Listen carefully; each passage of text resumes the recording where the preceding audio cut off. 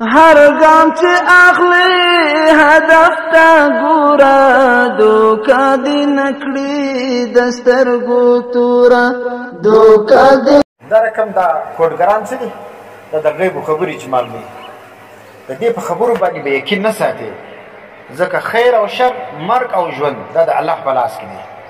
یو چا لره دا معلومه نه ده چې د انسان عمر به څو وي، د پلانې ژوند به څو وي، پلانې به څه ټیم مړه کېږي، دا چاته نه معلومېږي. تر دې یو واقع را په یاد شوه، یو بادشاه ولو، بادشاه د نجومي څخه دا پوښتنه کړې چې زما عمر څو پاتې دی.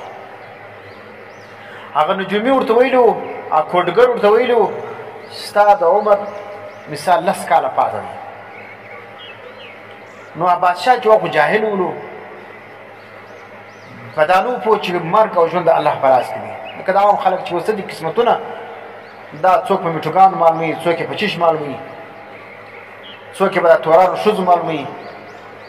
نو بادشاه چې کوم دی هغه چې څوک د نجومي دا خبره واورېدله چې زما د عمر 10 کاله پاتې دی، نو ډېر پریشان اوسلو. ورځ په ورځ یې دا رنګ ژړېدی، د عمر مې یوه ورځ کمه سوه، د عمر مې میاشت کمه سوه، د عمر مې کال کم سو. نو ډېر پریشان و. دا وزیر چې کوم دی دا ډېر عالم سړی و، سمجدار سړی و. هغه چې په دا پوه شو چې بادشاه پریشان دی، یو ورځ یې پوښتنه وکړه بادشاه څخه چې بادشاه سلامت، څه کیسه ده، ولې داسې پریشانه یې؟ نو بادشاه ورته وویلې چې ما د نجومي څخه پوښتنه وکړه، د دې کوډګر څخه مې پوښتنه وکړه چې زما عمر څو پاتې دی، او وویلې چې دونه عمر پاتې دی. نو دا وزیر را ولاړ شولو، دا کوډګر یې را وغوښتې، دا نجومي یې را وغوښتې او پوښتنه یې ځینې وکړه چې ستا عمر څو پاتې دی؟ د بادشاه د خو 10 کاله پاتې دی، ستا د څو پاتې دی؟ نو نجومي فورا ورته وویلې چې زما عمر چې کوم دی دا 20 کاله پاتې دی.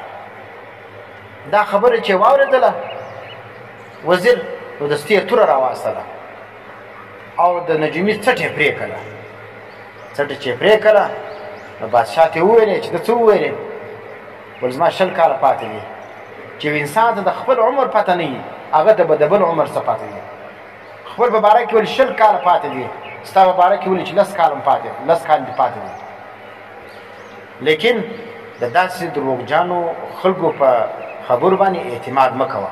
نو دا عقیده ساتل دا لازمه ده چې مرګ او ژوند د الله په لاس کې دي.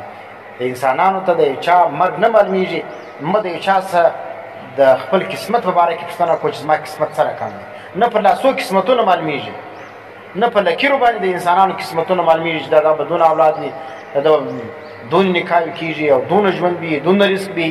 څه د لاس لکیرې خلک ګوري، دا لیکي د واده ده، دا لیکي چې کوم ده د اولاد ده، دا چې کوم ده د رزق ده، دا د خیر ده، دا د شر ده، دا د نقصان ده، دا د فایدې ده. په دا لکیرو باندې یقین ساتل دا د کمزوري سړي عقیده ده.